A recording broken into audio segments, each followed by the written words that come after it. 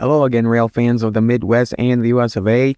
Now, things have been crazy for me the past couple of months with making the cab ride video, which may be developed in the near future explaining why.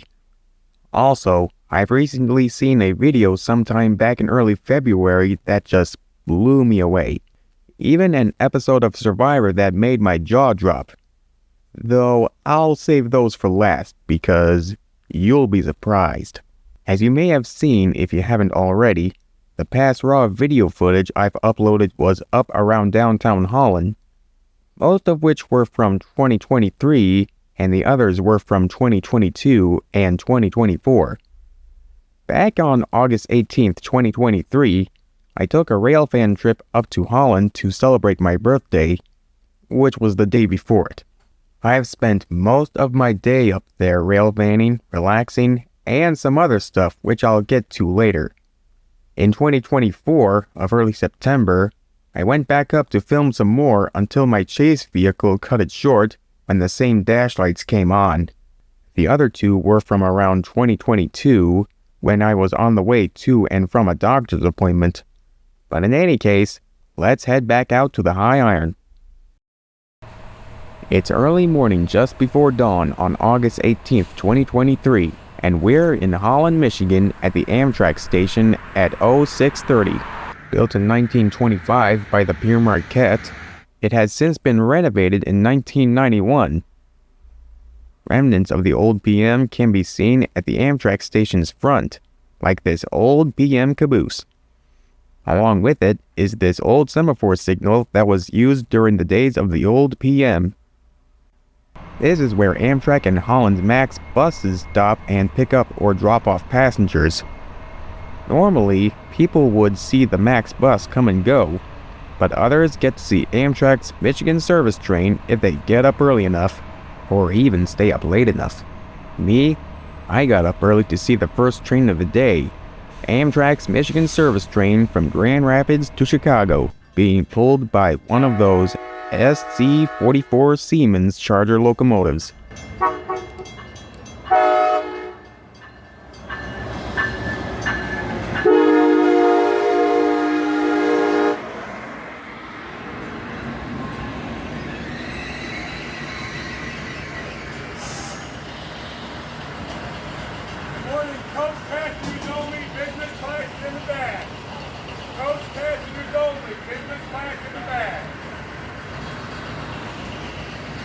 As I was panning the passenger train, some of the passengers were wondering, what is that guy doing? It was obvious that the guy with the radio scanner and the high visibility vest was railfanning, if any of you noticed a couple of years ago.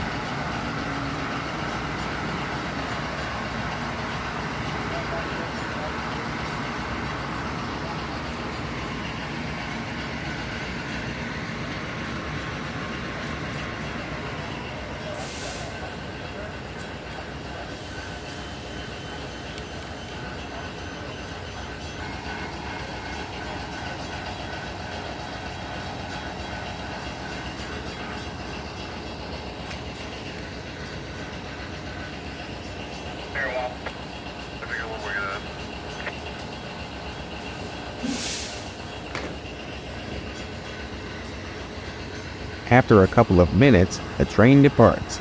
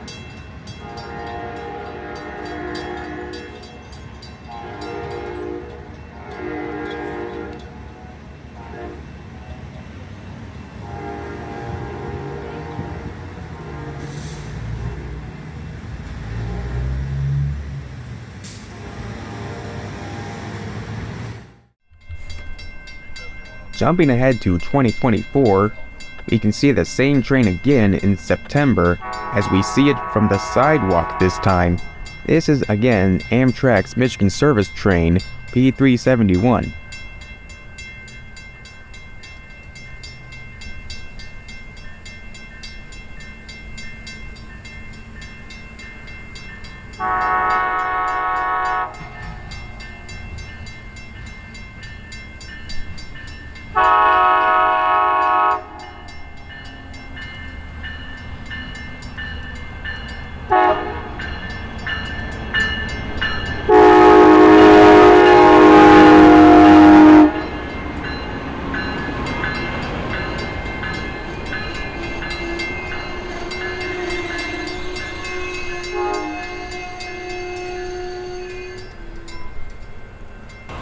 Off to my left was Railfan-An, who was also there to see Amtrak P371. I heard about him when I was at a train show in Muskegon, and sure enough, there he was. When I saw him before Amtrak arrived, I thought that he must be here to see the same train. As the crossing was active, the bell on this one sounded to be going off and on, but nonetheless, the grade crossing continued to serve its purpose.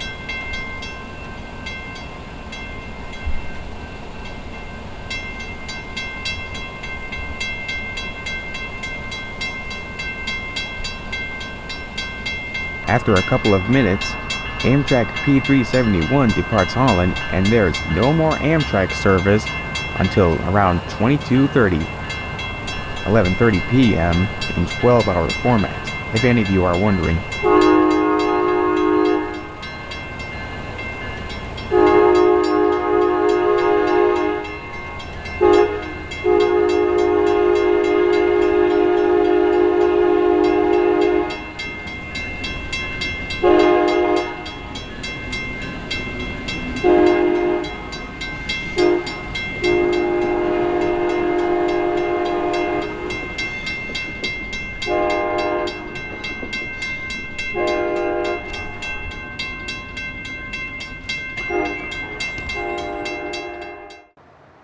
While waiting for the next train, I recorded a piece of railroad equipment in the tracks.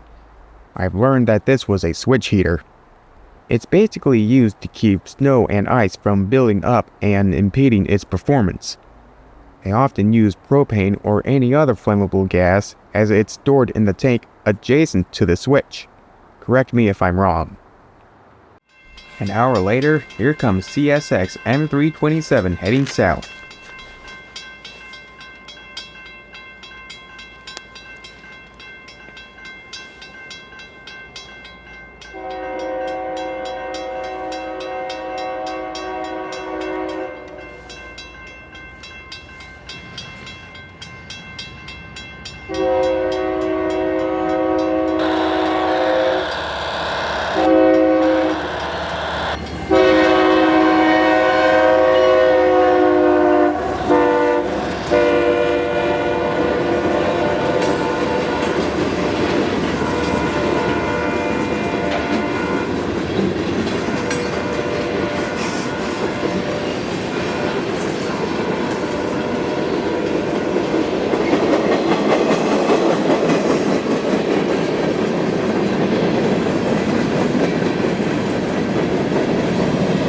Before M327 came through, I was waiting for what felt like a while.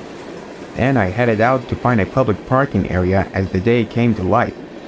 But as I did, at milepost 19.1, the defect detector at Zeeland went off. As I got to a public parking area at last, I got out and headed back to the crossing, fast. I didn't have time to set up, which explains why the camera angle was off.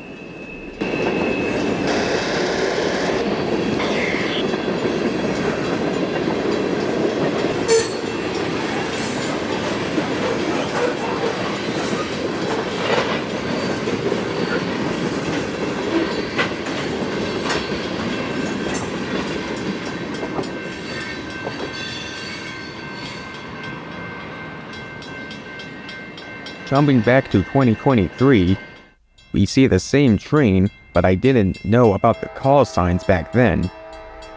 It was most likely M327 though.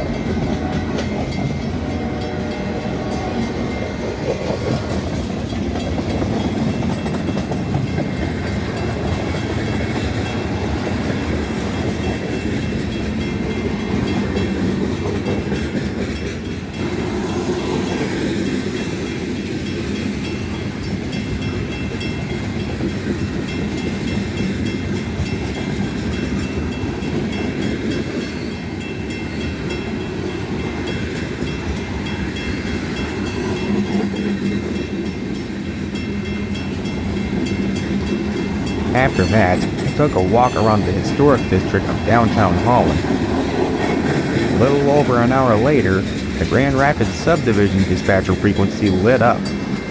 It was a yard job that needed to pull out onto the main line at the east end of Waverly. Onward ho!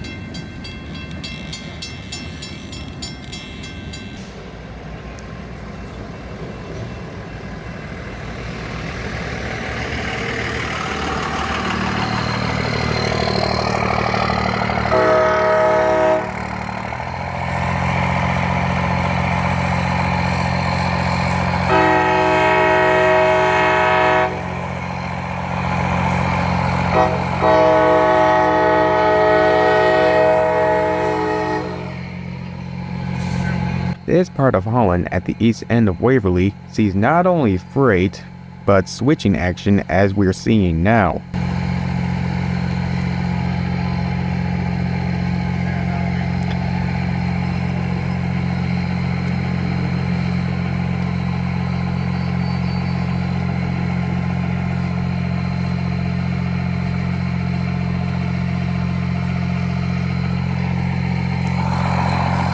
At the back end of the yard job, I got to see a caboose at the back of the train.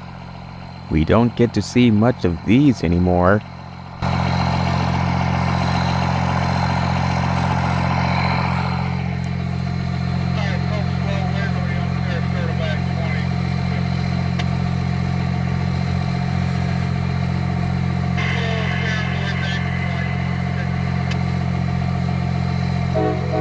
With the switch realigned, the yard job heads back into Waverly Yard.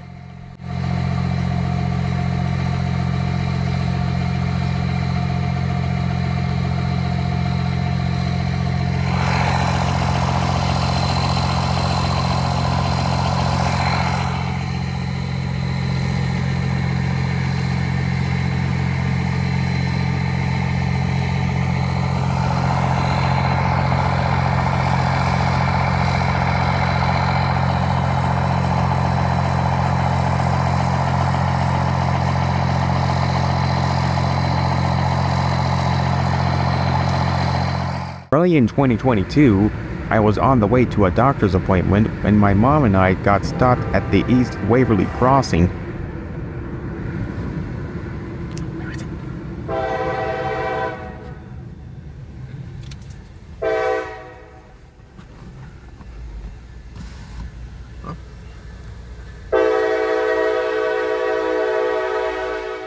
Lo and behold, it was a GP38-3, pushing one car no less. Don't tell me. What? Is that looks to be a SpongeBob Square cab.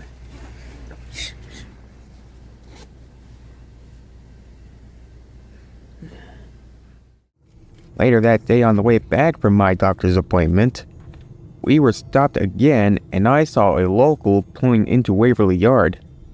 The train pulling happens to be one of my favorite EMD diesel trains, the SD40-2, and with a long cut of cars.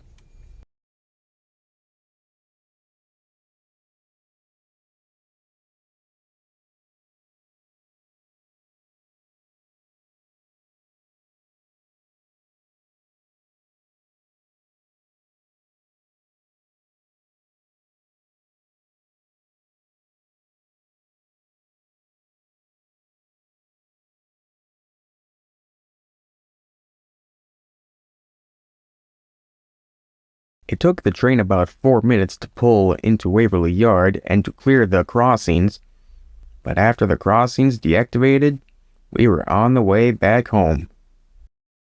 Jumping ahead to 2023, I don't remember exactly when, but either heading west or east, I noticed a signal that wasn't all red.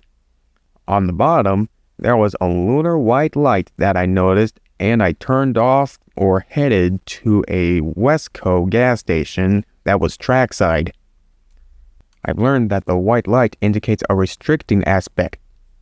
In terms of speed, only 15 miles per hour. This signal is for a train that came down from Muskegon from the Michigan Shore Railroad, one of my first sightings of an active short line.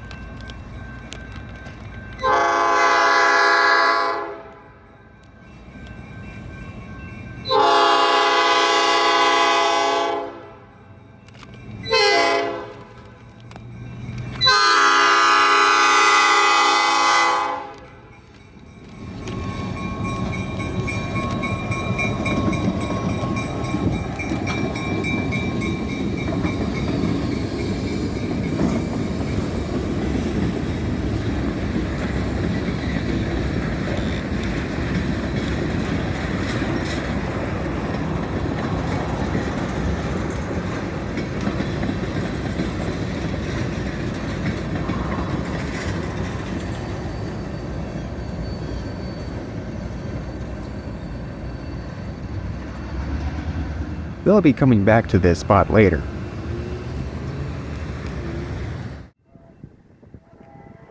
Heading back up to the train station, we see another CSX freight passing through. Waiting for the manifest train to pass, the scanner lit up again.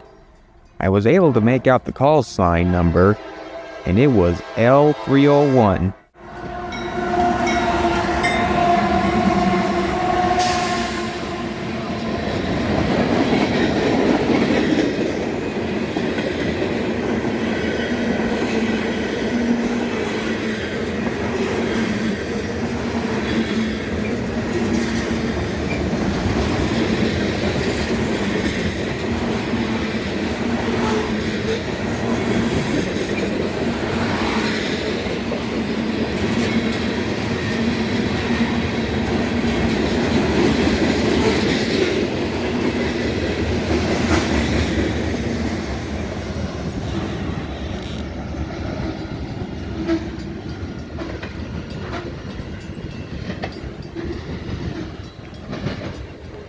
As the manifest train passes, we can now see L301 pulling out of the siding at South Waverly and onto the main line.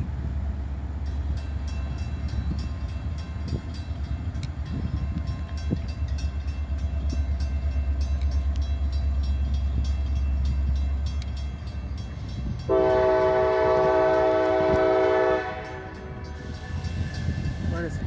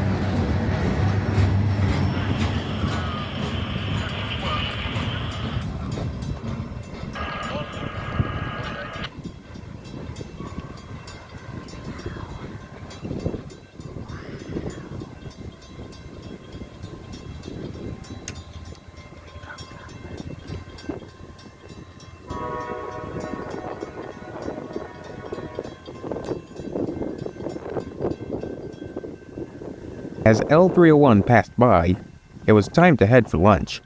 I headed out to Pizza Ranch and helped myself to the buffet. About $14.95 if I recall correctly for the buffet. The pizza and cheese breadsticks were good. After that, I was off to Collin Park for some time to relax. Even a rail fan needs some time away from train horns and the sound of steel wheels on steel rails. Collin Park also happens to be right next to the Kraft Heinz factory. It was built during the days of Michigan's first railroads, and it eventually started getting service from the Pere Marquette to the Chesapeake and Ohio, to the Chessie system, and eventually CSX.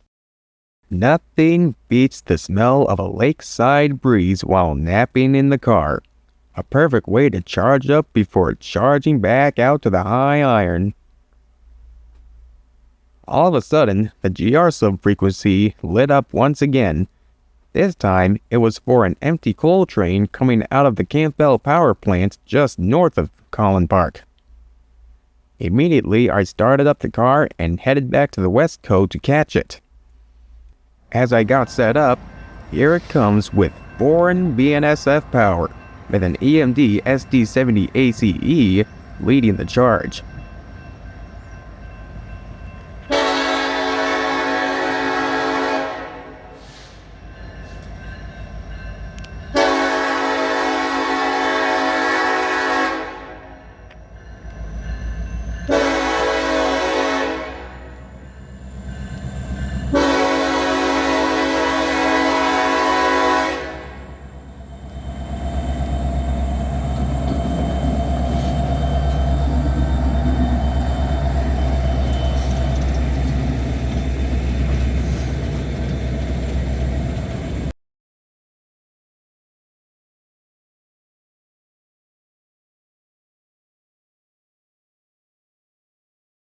This took almost 10 minutes to record, but the end soon came into view with the BNSF General Electric AC4400CW. I'm guessing that's one of those DPUs I've been hearing about.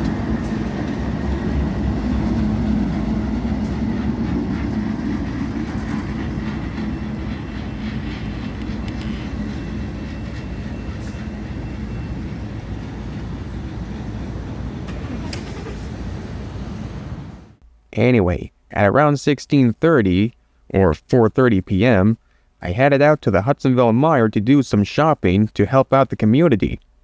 There was an event there called Cram the Cruiser, where people can buy specific items to donate to the Hudsonville Public Schools.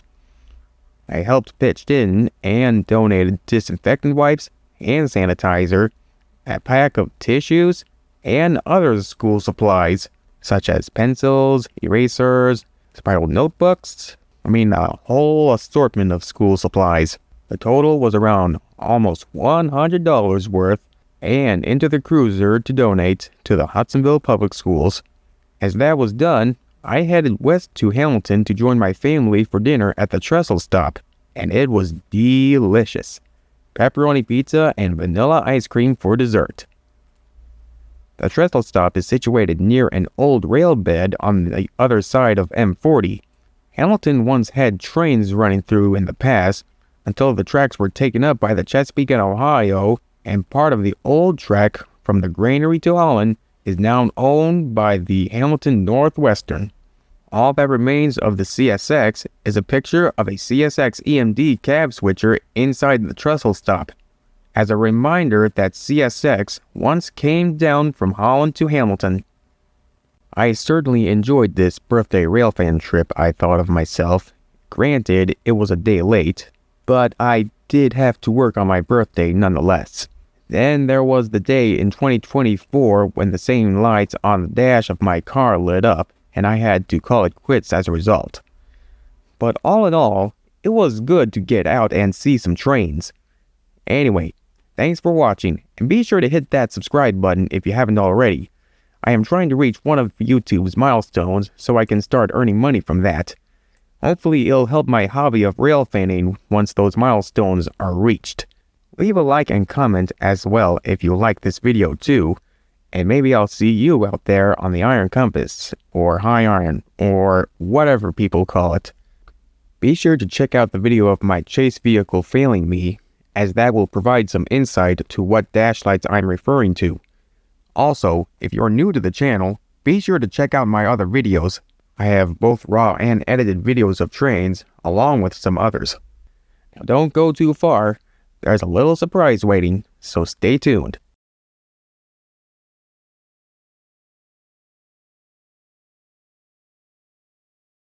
Hello again everyone, it's me, the Great Lakes Railroader, and yes, this is what I look like in real life.